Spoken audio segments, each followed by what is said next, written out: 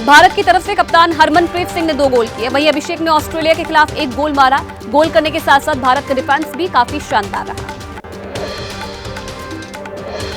Olympic के badminton singles में भारत के लक्ष्य सेन सेमीफाइनल में पहुंच गए हैं। क्वार्टर फाइनल में लक्ष्य ने चीनी ताइपे के चाओ टिएन चेन को हराया। लक्ष्य ने 19-21, 21-15, 21-12 से जीत दर्ज की। लक्ष्य सेन ओलंपिक इतिहास में भारत के पहले मेंस बैडमिंटन खिलाड़ी बन गए हैं जो सेमीफाइनल तक पहुंचे हैं। लक्ष्य का सेमीफाइनल मुकाबला संडे यानी कि कल होगा। अगर वो जीतते हैं तो भारत का एक और मेडल पक्का हो जाएगा।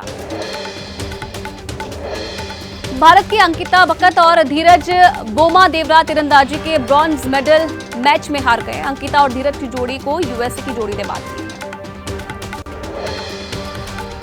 बॉक्सिंग के क्वार्टर फाइनल में आज निशांत देव रिंग में उतरेंगे। 71 किलोग्राम भार वर्ग में निशांत की बाउट आज रात 12 बजे के बाद होगी। अगर वो जीतते हैं तो भारत का एक और मेडल पक्का होगा। पेरिस ओलंपिक से लौटे निशानेबाज अर्जुन बाबूता का पंजाब सरकार पर हमला। कहा राज्य सरकार ने अभी तक उन्हें कुछ भी नहीं लाभ मिला है। 2022 में नौकरी देने का वादा किया गया था।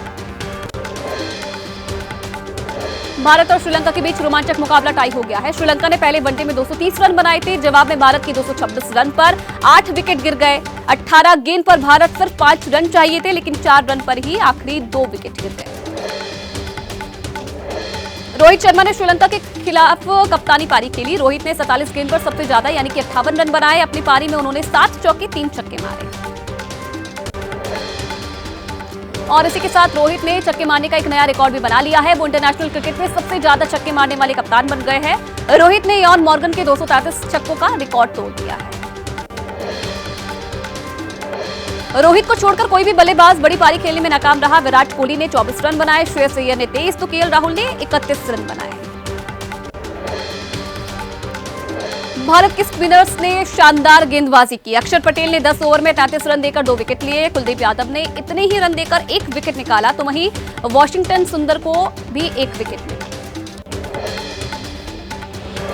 पहला वनडे टाई होने के बाद अब भारत को सीरीज जीतने के लिए श्रीलंका से आखिरी दोनों वनडे जीतने हैं। भारत और श्रीलंका के बीच दूसरा वनडे यानी कि संडे यानी कि कल होगा। ये मुकाबला दोपहर 2:30 बजे से कोलंबो में है।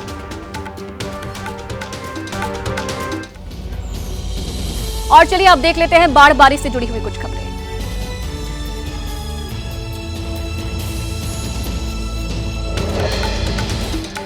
रांची में भारी बारिश से बाढ़ जैसे हालात, घरों में घुसा पानी, कई लोग फंसे। रेस्क्यू में जुटी है एनडीआरएफ की टीम।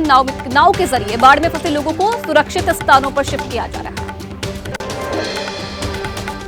आसमानी सितम से लोगों का हाल बेहाल है। सड़कों पर बेबस नजर आ रहे हैं लोग। पानी भरने से लोगों की मुश्किलें बढ़ गई है। थम गई रफ्तार। फंसे लोगों को रेस्क्यू कर रही है एनडीआरएफ की टीम।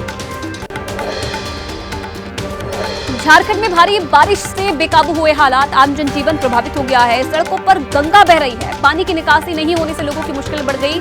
सड़कें दरिया बन गई। कुदरत की मार से बेबस नजर आ रही है रांची में जनता। कई इलाकों में पानी भर गया है। 35 लोगों का रेस्क्यू करके एनडीआरएफ की टीम ने सुरक्षित ठिकानों पर पहुंचाया है। मौसम विभाग ने रांची समेत आसपास के इलाकों में आज भी भारी बारिश की चेतावनी जारी की है। आईएमडी के अलर्ट के मद्देनजर झारखंड सरकार ने 12वीं तक के सभी स्कूलों को बंद रखने के निर्देश दिए। बिहार के मुजफ्फरपुर में तिरहुत नहर का तटबंध टूटने से ग्रामीणों में दहशत का माहौल, फसलों को भारी नुकसान पहुंचा है। सड़कों पर पानी भर गया है। मौके पर पहुंचे आला अधिकारी कैंप कर रहे हैं। हिमाचल प्रदेश में 3 अलग अलग स्थानों पर बादल फटने से भारी तबाही मच गई है। बाढ़ की चपेट में आए 49 लोग लापता बताए जा रहे हैं। एनडीआरएफ की टीम चला रही है सर्च ऑपरेशन। मंडी, कुल्लू, शिमला, रामपुर में फटा बादल। हिमाचल प्रदेश में 31 जुलाई देर रात हुई तेज बारिश ने जमकर तबाही मचाई थी। अब तक 4 लोगों के शव बरामद कर लिए गए हैं। एक घायल सहित बाढ़ में फंसे 9 लोगों को आपदा प्रबंधन में जुटी टीमों ने रेस्क्यू किया है। हिमाचल में आई आपदा में 23 जानवरों की भी जान चली गई। करीब 65 घर तबाह हो गए हैं। कुल्लू के मलाना में 20 से 25 लोगों के फंसे होने की खबर है। लापता लोगों की तलाश में एनडीआरएफ, एसडीआरएफ और आईटीबीपी के जवान जुटे हुए हैं। कुदरती कहर में लापता हुए लोगों की तलाश तेज हो गई है। सर्च अभियान के लिए उफनता नाला पार करना जरूरी है। सेना के जवानों ने नाले पर रस्सियों, जाली और लकड़ी से एक टेम्पररी पुल बनाया है। हिमाचल प्रदेश के मुख्यमंत्री सुखविंदर सिंह सुक्खू ने आपदा प्रभावित इलाकों में हुई तबाही का जायजा लिया। प्रभावित परिवारों से मुलाकात भी की है, लोगों को हर संभव मदद देने का आश्वासन दिया है। हिमाचल प्रदेश के आपदा प्रबंधन प्राधिकरण के विशेष सचिव डीसी राणा ने बताया कि प्रदेश में हुई आपदा के कारण अब तक 49 लोग लापता है। अभी तक 4 शव बरामद कर लिए गए हैं, लोगों को मदद पहुंचाई जा रही है। हिमाचल प्रदेश के लाहौल स्पीति में बादल फटने से भारी तबाही की तस्वीरें सामने आई हैं। बाढ़ की चपेट में आई एक महिला और एक गाड़ी भी बह गई। पिन वैली के सगनम गांव में बादल फटने से बाढ़ आ गई। हिमाचल प्रदेश के मंडी में लापता लोगों की ड्रोन से तलाश की जा रही है। एनडीआरएफ और पुलिस की एक टीम लापता लोगों की तलाश में जुटी है। एक 3 माह और एक 11 साल की लड़की के अलावा 3 अन्य लोग लापता बताए जा रहे हैं। हिमाचल के कुल्लू में पार्वती घाटी में बादल फटने पर आई बाढ़। मलाणा प्रोजेक्ट में फंसे 4 लोगों को रेस्क्यू टीमों ने बाहर निकालकर सुरक्षित स्थानों पर पहुंचाया है। हिमाचल प्रदेश के पूर्व सीएम जयराम ठाकुर पीएम मोदी से उन्होंने मुलाकात की है। प्रदेश में आपदा की जानकारी भी साझा की है। पीएम मोदी ने गंभीर स्थिति से निपटने के लिए पूरा सहयोग देने का आश्वासन दिया है। केदारनाथ में बादल फटने के बाद से पैदल रास्ता टूट गया है। सोनप्रयाग के पास हाईवे भी पूरी तरह से क्षतिग्रस्त हो गया। फंसे यात्रियों को रेस्क्यू करने के लिए अभियान जारी है। अब तक करीब 7,234 लोगों को निकाला गया है। भारी बारिश की वजह से गंगा नदी में उफान आ गया है। तेज बहाव की चपेट में आई करीब 16 श्रद्धालुओं को पुलिस ने रेस्क्यू किया, सुरक्षित बाहर निकाला। केरल के वायनाड में भूस्खलन की घटना में मरने वालों की संख्या 340 के पार पहुंची है। 96 पुरुष, 83 महिलाओं और 29 बच्चों समेत 210 शव बरामद किए हैं। अब भी रेस्क्यू ऑपरेशन जारी है। राहुल और प्रियंका गांधी ने आपदा क्षेत्रों का दौरा किया, पीड़ितों से मुलाकात की। राहुल ने कहा कि लोगों को मदद की जरूरत है। कांग्रेस यहां 100 से ज्यादा घरों का निर्माण कराएगी। केरल के मुख्यमंत्री पिनराई विजयन ने कहा कि मलबे में दबी जिंदगी की तलाश जारी है। हर धड़कन को खोजने की कोशिश हम कर रहे हैं। बिना हिम्मत खोए हम एकता के साथ इस संकट से उबर सकते हैं। वायनाड आपदा में नौसेना के जवान भी रेस्क्यू ऑपरेशन में जुटे हुए हैं। भूस्खलन से हुए तबाह इलाकों में हेलीकॉप्टर से बचाव उपकरणों के साथ साथ 12 राज्य के पुलिस कर्मियों को आपदा क्षेत्रों में पहुंचाया गया है।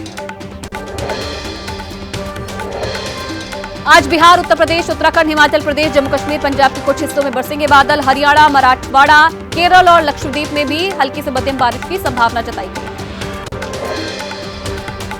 पश्चिम बंगाल के बीरभूम में भारी बारिश का कहर, चारों ओर बस पानी ही पानी। कंकारी तालाब मंदिर में भी घुसा पानी। श्रद्धालुओं को दर्शन करने में भारी परेशानी का करना पड़ रहा सामना। मध्य प्रदेश के डिंडोरी में खरमेर नदी में आया उफान। चटिया खजरी मार्ग कल से बंद है। पानी से डूबा पुल। मनाही के बावजूद भी जान जोखिम में डालकर नदी नालों को पार कर रहे लोग। महाराष्ट्र के पुणे से एमएनएस का अनोखा प्रदर्शन सामने आया है। बारिश से सड़कों पर बने गड्ढों में भरा पानी। एमएनएस कार्यकर्ताओं ने गड्ढों में भरे पानी में मछली पकड़कर प्रदर्शन किया। टाइफून गैमी के चलते लगातार भारी बारिश से दक्षिण पूर्वी चीन में भयंकर तबाही।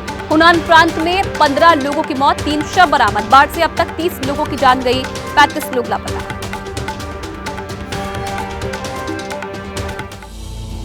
और चलिए फटाफट खबरों में अब देख लेते हैं कुछ और जरूरी खबरें।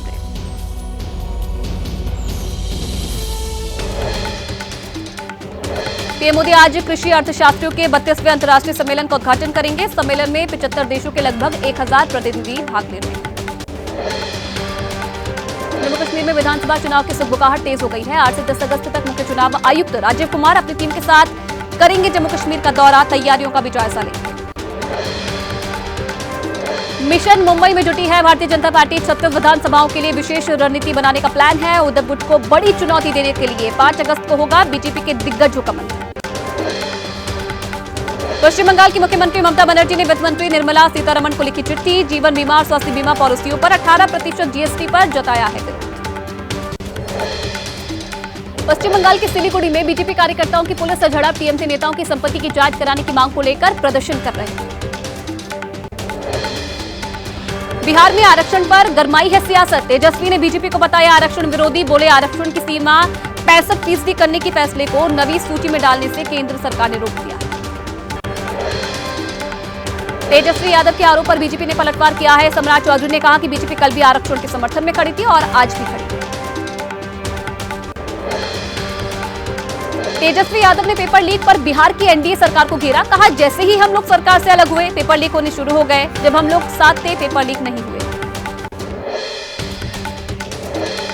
दिल्ली के मयूर विहार में मां बेटी की नाले में डूबने से हुई मौत पर सियासत गर्मा गई है। आम आदमी पार्टी ने डीडीए पर लापरवाही का आरोप लगाया है। आज एलजी के खिलाफ करेगी प्रदर्शन।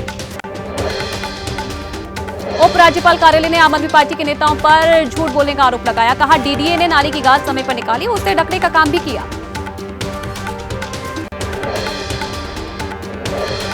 राजस्थान के जलदाय मंत्री कन्हैयालाल चौधरी ने सदन में बड़ा बयान दिया। कहा, विभाग में बड़े पैमाने पर भ्रष्टाचार हो रहा है। कुछ अधिकारियों पर कार्रवाई भी हुई है। सीएम योगी आदित्यनाथ का आज से 2 दिन का गोरखपुर दौरा। 55 करोड़ की योजनाओं का करेंगे उद्घाटन और शिलान्यास। पैरामेडिकल के छात्रों को टैबलेट और स्मार्टफोन भी देंगे। अब अपना दल के विधायक विनय वर्मा ने भी उठाया योगी सरकार पर सवाल। कहा, शिकायत के बाद भी अवैध खनन के खिलाफ नहीं होती है कार्रवाई। उन्नाव से बीजेपी विधायक ने सीएम योगी के पीडब्ल्यूडी विभाग पर लगाए भ्रष्टाचार के आरोप। प्रमुख सचिव को लिखी चिट्ठी। कहा, अधिकारियों से कमीशन लिया जाता है। नाबालिग बच्ची से गैंगरेप के मामले में एक्शन में सीएम योगी आदित्यनाथ। थाना अध्यक्ष और चौकी इंचार्ज सस्पेंड हो गए हैं। आरोपी नेता मोइन खान पर कड़ी कार्रवाई की तैयारी शुरू। यूपी के डिप्टी सीएम केशव प्रसाद मौर्य का समाजवादी पार्टी पर हमला। कहा, समाजवादी पार्टी बेरोजगार है, वो लोग सपने देखते हैं मुंगेरी लाल की तरह। यूपी में नजूल बिल को लेकर राजनीति गर्म है। विपक्ष ने सरकार को घेरा। बीजेपी के अंदर भी विरोध के बाद विधान परिषद में लटका बिल।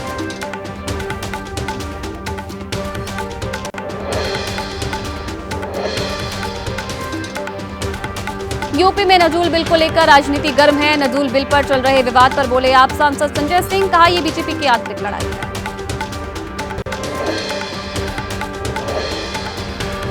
उत्तर प्रदेश की सियासत पर बीजेपी प्रदेश अध्यक्ष भूपेंद्र चौधरी बोले, यूपी सरकार में सब कुछ ठीक है। नजूल बिल पर जनहित में काम होगा, किसी को उजाड़ा नहीं जाएगा।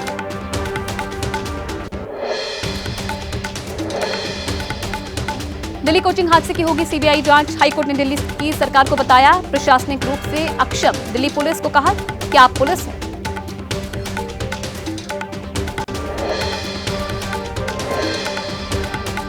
बीजेपी सांसद मनोज तिवारी ने हाईकोर्ट के फैसले का स्वागत किया। हालांकि उन्होंने ये भी कहा कि इसमें ऐसा क्या है कि जो इतनी जांच की जरूरत है। सीबीआई के पास पहले से बहुत केस है।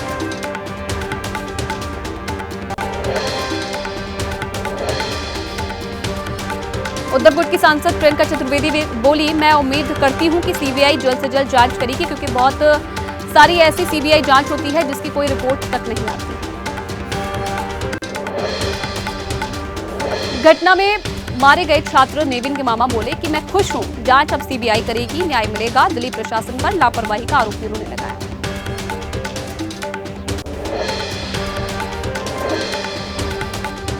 बीजेपी नेता जयप्रदा ने ओल्ड राजेंद्र नगर वाली घटना पर एलजी से मुलाकात की। आरोपियों पर कड़ी कार्रवाई का भरोसा मिला है।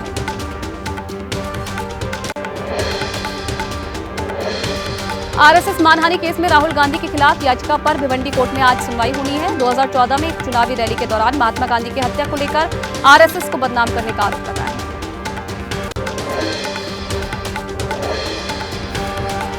पंजाब के पूर्व मंत्री भारत भूषण आशु को कोर्ट ने 5 दिन की ईडी के रिमांड पर भेजा। आशु पर मंत्री रहते 2000 करोड़ के टेंडर घोटाले का आरोप लगा है।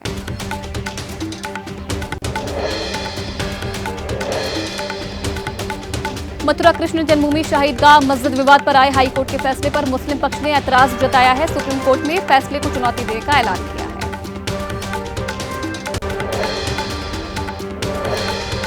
एमपी के सागर में दर्दनाक सड़क हादसा। टक्कर के बाद एक कार के ऊपर चढ़ गया बेकाबू कंटेनर। हादसे में एक ही परिवार के 5 लोगों की मौत।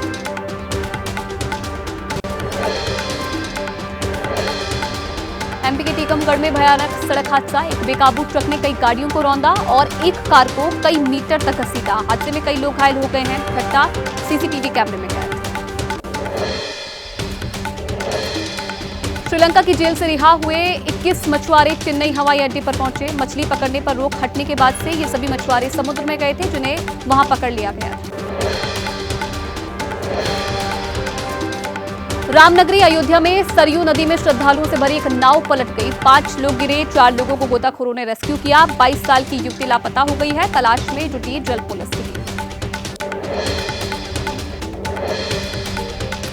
जम्मू कश्मीर के उधमपुर में शादी में खाना खाने से 2 बच्चों की मौत हो गई। दर्जनों जो लोग हैं खाने से बीमार पड़ गए हैं। अस्पताल में भर्ती करवाया गया है। मामले की जांच में लगी है।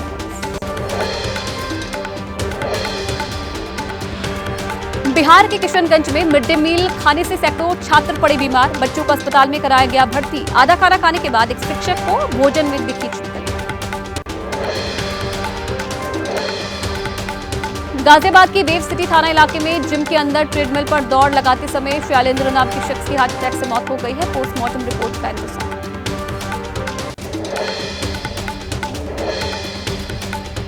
पंजाब के फिरोजपुर में ऐतिहासिक गुरुद्वारा जामनी साहिब में गैस सिलेंडर में आग लगने से अफरा तफरी।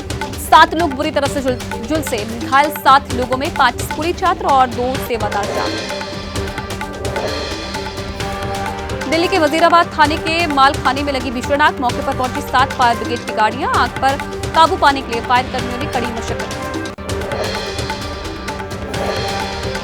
मुंबई के पालघर में विरार इलाके में तेज रफ्तार का कहर देखने को मिला। फॉर्च्यूनर कार की चपेट में आने से महिला की मौत हो गई। आरोपी चालक गिरफ्तार। जूनियर कॉलेज में शिक्षक की मृतक महिला। छत्तीसगढ़ के बलौदा बाजार में 20 गायों की दर्दनाक मौत। एक ही कमरे में ठूस कर 30 गायों को रखा गया था। चारा और पानी की भी व्यवस्था नहीं थी। बलौदा बाजार के मरदा गांव का मामला।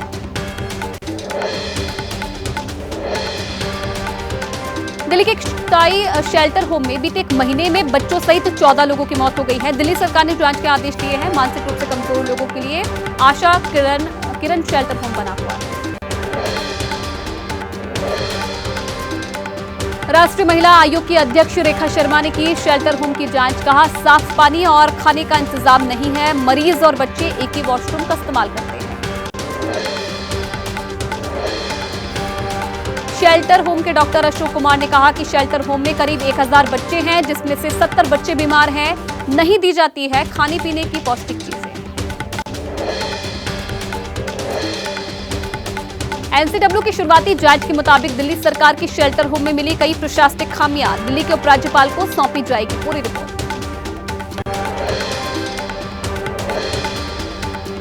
आम आदमी पार्टी की सांसद स्वाति मालीवाल ने केजरीवाल सरकार को घेरा। मामले में तुरंत केस दर्ज करने की मांग की। कहा, संसद में उठाऊंगी मामला। दिल्ली सरकार की मंत्री आतिशी ने कहा कि मृतकों में से कुछ को गंभीर बीमारी थी। 48 घंटे में आएगी जांच रिपोर्ट। लापरवाही मिलने पर दोषियों को नहीं बख्शेंगे। आतिशी के मुताबिक शेल्टर होम में रहते हैं 980 लोग। देखभाल के लिए 450 लोगों की तैनाती की गई है। मौत की भी होनी चाहिए चिकित्सीय जांच। उपराज्यपाल ने दिल्ली सरकार के सभी आश्रय गृहों की जांच के आदेश दिए हैं। समाज कल्याण विभाग से शेल्टर होम के संचालन पर 3 हफ्ते के भीतर श्वेत पत्र मांगा है। बिहार में खुद को सेना का जवान बताने वाला व्यक्ति विस्फोटक के साथ गिरफ्तार। बड़ी मात्रा में विस्फोटक बरामद हुआ है। बेगूसराय पुलिस मामले की जांच।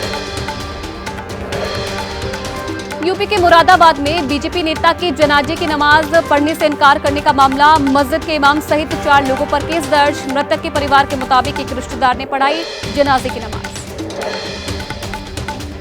यूपी के बागपत में कांवड़ आगे निकालने को लेकर विवाद हो गया। हरियाणा के कांवड़िए की मौत हो गई। कई घायल बताए जा रहे हैं। यूपी के कांवड़ियों पर हमले का आरोप लगा है। यूपी पुलिस ने साजिश। इंदौर आईआईटी को बम से उड़ाने की धमकी देने का मामला। पुलिस ने आरोपी को किया गिरफ्तार। नौकरी नहीं मिलने से परेशान था आरोपी। 20 जुलाई को दी थी धमकी। मुंबई में 58 साल के शख्स ने पत्नी की हत्या के बाद इमारत से कूदकर अपनी जान दे दी। वारदात से पहले रिश्तेदार को प्रॉपर्टी और कई चीजों की डिटेल्स भी भेजी। पुलिस का मामले पर कुछ भी कहने से इनकार। मुंबई कांग्रेस के नेता और विधायक जीशान सिद्दीकी पर सरकारी कर्मचारियों के काम में बाधा डालने का आरोप लगा है। पुलिस ने एसआरए अधिकारियों की शिकायत पर दर्ज किया केस। 6 हफ्तों के इंतजार के बाद reality show big boss OTT 3 को उसका विनर मिल गया है। टीवी एक्ट्रेस सना मकबूल शो की विनर बन गई है। रैपर नेजी को हराकर सना ने ट्रॉफी और 25 लाख का कैश प्राइज